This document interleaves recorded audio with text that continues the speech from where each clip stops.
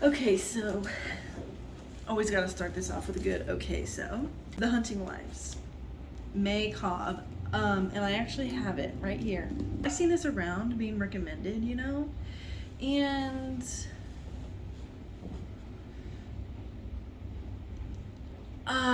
the first 50% did not grab me. It absolutely did not grab me, and I'll tell you why. So, spoilers. I'm about to summarize the entire book. This book is first person, and it follows Sophie something. I don't remember her last name. And she was some type of journalist, and she lived in Chicago, and she kind of moved around when she was a kid because her mom was an ER nurse. And she wanted to get out of Chicago because she has a young child. More on the child later. And she wants to spend more time with him. So she wants to kind of get out of the city and like quit her job and move back to this town that she lived in for 2 years when she was in high school.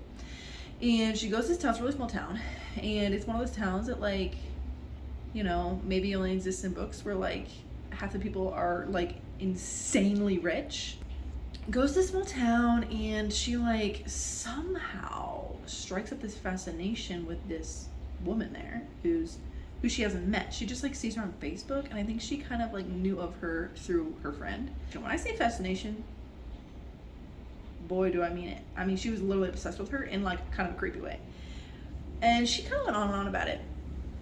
Eventually she meets her somewhere, and she gets invited by that girl, her name's Margot. Girl, she's 40.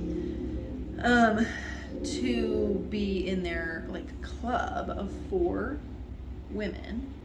They have like a secret club where they go to Margot's lake house, which is not too far away. It's like right there.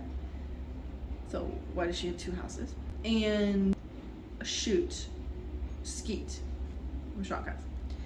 And she does it a couple times now. The first weird thing is that they literally shoot 2 people shoot 2 shots the first night, and they're like, gotta pack up. Then they just drink, and the drinking, more on that later. And so she's like obsessed with her, and nothing happens for 50% of the book. She just talks about how much she loves her husband, and how she's like bored with her life for no reason, and how she is like gardening. More on that later. And literally nothing happens except she finds out that the women also hunt, go out to bars outside their town, and like flirt and a little bit more. And they said they have a rule that they wouldn't sleep with anyone, but like literally the first time they go out, I think maybe it's the second time they go out, Margot sleeps with somebody. Sophie feels like she's getting vibes from Margot. She's giving the vibes back. She's like, how am I doing this to my husband? Her husband is the best person on the entire planet Earth, and she keeps being like, I have to stay out late drinking and going out with these friends, and she doesn't tell him anything. I guess it finds out that Margot once made a pass at one of the other ladies' sons, who's 17. He's 18. Jill, the friend, knew about it, the mom, and she was like, ugh, so she like hates Margot for that.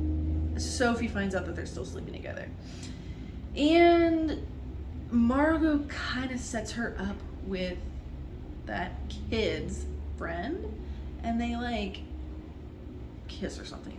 The point of that is Margot has dirt on Sophie after that. Brad, who's the kid, the 18-year-old who's sleeping with Margot, has a girlfriend who's like a normal age. She's also 18, and they've been like dating for a long time, and Jill, Brad's mom, loves her. It seemed like there was some like jealousy on Margot's part of Abby, the 18-year-old. Mind you, Margot has 2 kids that are like 10 years old.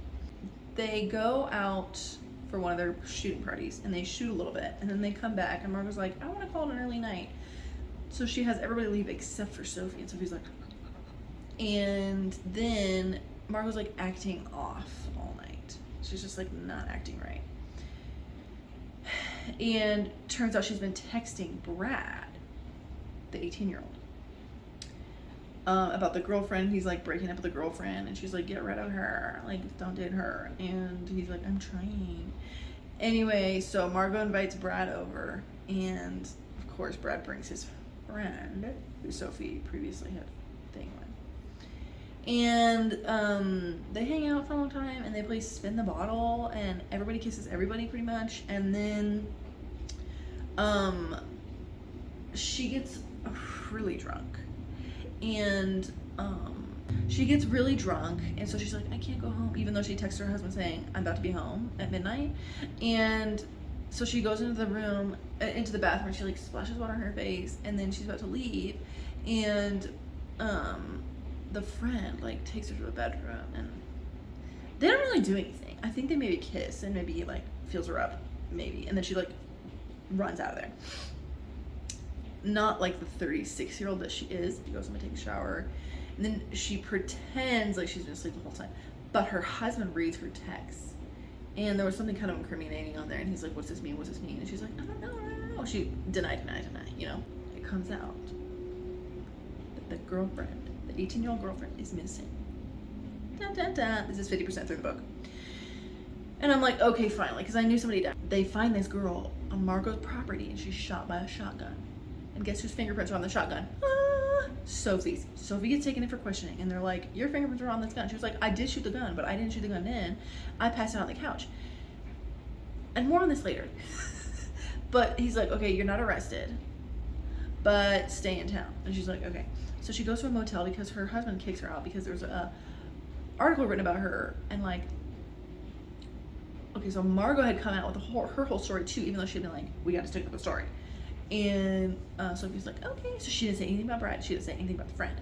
Well, then Margot goes to the police behind Sophie's back, and she says everything. So then it goes into the papers, and Sophie's husband reads it. He sees it, and he's like, a sex ring? Are you serious? And she's like, what? We didn't even have sex. And he kicks her out. Good thing too.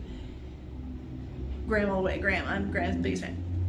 He kicks her out. She goes to the motel. She's like, what am I doing with my life? What am I doing with my life? So she goes to Margot's house because she knows Margot's always there on Wednesdays. She goes to Margot's house, and she's like, Margot, what the hell are you doing? You framed me, you bitch. And Margot's like, excuse me? And Callie's there too, who's another one of the friends who's like Margot's shadow, Margot's posse, Margot's whatever. He thinks it's Callie. Callie spikes her drink. And by spikes, I mean she puts a roofie in it. And so, she's like drugged, right? And Callie, before this happens, Callie pulls a gun on Sophie. She's like, what the hell? And Margot's like, you don't need to do that. And so Callie puts the gun away. Sophie goes in the house. She gets like, she's like literally almost out of it. Margot goes up. They have sex, okay? Then she wakes up and Brad's there, and he's like acting suspicious, and she's like, what? So then she leaves. Then the next day she finds out that Margot died that day. And she's like, so she's suspect in this case. So she goes in for questioning again. She tells him everything. And then she talks to the friend. His name is Jamie, I think. So Jamie, I think, says Brad would never do that. He would never kill them. It wasn't Brad, but he did know Abby was pregnant. That actually already came out. I forgot to say that. Earlier, they did an autopsy and found out that Abby was pregnant. About 2 months pregnant. And Brad said he didn't know. Well, turns out Brad did know. And he had told her to get an abortion. So he's definitely going to be number one suspect once again, not Sophie. So Sophie's like, somehow she got the idea that she went to an abortion clinic in Dallas. So she drives to Dallas. Who knows how far away it is? It's a little ways away. A couple hours. Drives to Dallas, goes to every single abortion clinic, trying to find information, and she does find information, and they said, oh yeah, Callie, because she showed them the picture, Callie was there, and this girl was there, and she was like crying, and she didn't want to go through with it, and there was somebody who, with her arms on her shoulder, who said she was her aunt, who was like telling her to do it, saying like, this is the best thing we have to do, you have to do it, like pressuring her like crazy, and then Abby ended up running out, and Sophie showed them Margot's picture. She was like, was it this person? They were like, we think so. She was wearing big sunglasses, but we think it's her. So then she goes and she calls the police, and she's like, I found out, blah, blah, blah. And he's like, okay, I'll send some people there to Dallas to check out that lead. But then she goes to Jill's house, because Jill calls her, and she's like, listen, Jill is Brad's mom. She's like, listen, let's talk. I have something to tell you. And Jill's like, I'm so sorry that I haven't called you. I haven't been in contact with you. I never thought that you killed Abby, blah, blah, blah. So she goes to Jill's house, and Jill, it was Jill. The point is, it was Jill. She takes her on a boat, and she's like, I knew that Brad knew that Abby was pregnant, and I knew that she was pregnant, or something, and I took her to get an abortion. That was the best thing. We can't have Brad, blah, blah, blah. Nothing bad can happen to Brad. And Margot was also ruining his future, so I had to kill her too. She drowned her, and then she was gonna kill Sophie too. And Sophie's like, but she had just told the police Now here's the thing. When she was going out of the boat, the policeman texted her. All of a sudden, they're on texting terms. Texted her and says, it wasn't Margot that was at the abortion clinic. It was Jill. Wah, wah, wah. So then she's like, oh shit, I'm about to get killed. She was already on the boat with her. Then she pulls the gun, and they get a little tussle. Then they get off the boat. And then she's like, got the gun on her. And Callie shows up in the woods behind her, behind Jill. And she puts a gun behind her back. And she's like, don't move. Then the police show up. And they're like, everybody don't move. Then they arrest everybody. And Sophie's like crying and dying. She goes to the station. Everybody goes to the station, I'm sure. Jill confesses everything. And, you know, so Sophie's like off the hook then. And her husband comes and picks her up. And then it's like, it says, officer whatever, like kept dropping by to give me updates on the case. Like, who would ever do that? What policeman is like, oh, I'm gonna drop by and let this previous suspect know about what's happening on the case? And so then it just like in a couple paragraphs paraphrases everything that he ever tells her about the case, and like it's like, oh, and it just paraphrases all the stuff that's happening. Then Sophie gets to move back in with into her house with her son, but then her husband like moves out, and she's like, I hope that he forgives me, but also he needs time. And that's the end. So overall the story was like good, the writing was good. My main bones to pick, because I've got some, the main ones are, I didn't like that it happened 50% of the way through. I was not gripped in the first half. I barely made it through the first half. Just because the writing was good and the characters were like kind of likable, I was like, okay, I can keep them in because I knew there was a murder. If I didn't know there was a murder, I would have been like, is this worth it? I did feel like it happened a little bit late, and then also it was like really rushed at the end. Super, super rushed. We didn't even know who it was until the last like 4 pages, and then it just like bang, bang, bang went through everything after that. Now, okay, some of the bones I have to pick that I kind of mentioned earlier. Number 1, she quits her job to be with her son more. He toddles, and but he says like very full sentences, like, where are you, mommy? When are you coming home, mommy? So what is he, like 3.5, 4? Okay, so why is he toddling around? Very weird. Number 2, it said at some point in the somewhat beginning of the book, this whole book, besides the like epilogue, which is 2 months later, happens in like a month or 2. Somewhere at the beginning of the book, she has some food that has cherry tomatoes on it, and she thinks to herself, oh, I gotta grow cherry tomatoes and make everything with cherry tomatoes. And then like very soon after, she's harvesting cherry tomatoes, and it's March or April, late March, early April, and this is in Texas, but I'm like, so did she already have those planted? And also, April seems, I mean, they're in like northern Texas. They're in like rainforest Texas, or whatever that is. They're in a very lush area of Texas. So anyway, that was another weird thing. And the next thing was, I hated her. She's like, I'm so bored with my life, and I love my husband so much, and he's so good to me. And yet she has 0 self-control. She does not know what's good for her. She acts like a teenager. And yet she's 36, she has a kid, and she can't stop herself from lusting after every single freaking person that she sees. She's always like, I should stop myself, but I don't. Girl, divorce your husband, okay? The next thing is, she is like, I'm not gay. Even though it's like, okay, I mean, she doesn't want to admit it herself that she's like totally lusting after Margot, but she had a lesbian experience in college, and she told her husband about it. She was like, oh, I had a one night stand with a girl, and he was like, and she was like, but I'm not gay though, I'm straight. It just seemed like she said it to him in like a, but you don't have to worry sense. But it's like, dude, if you guys are in a monogamous relationship, it won't make a difference if you're bi or not, okay? Because you're in a monogamous relationship where you're committed to each other. Unless you're not. But the next thing was, Callie, she assumed one night when they went out to Dallas, she got roofied. And then she got roofied again at the end. And both times it was Callie who gave her the ring, so it's like she's assuming it was Callie who was roofing her, and she actually thought that Callie like murdered the people for a little while because of that. It was never explained. I'm thinking, why the hell is Callie going around roofing people for no reason? The other thing was that, so when she was a suspect of the murder, she was at the scene of the crime. She had no alibi. She said she was pass out on the couch after drinking a lot. And her fingerprints were on the murder weapon. And he was like, well, we can't arrest you. Why not?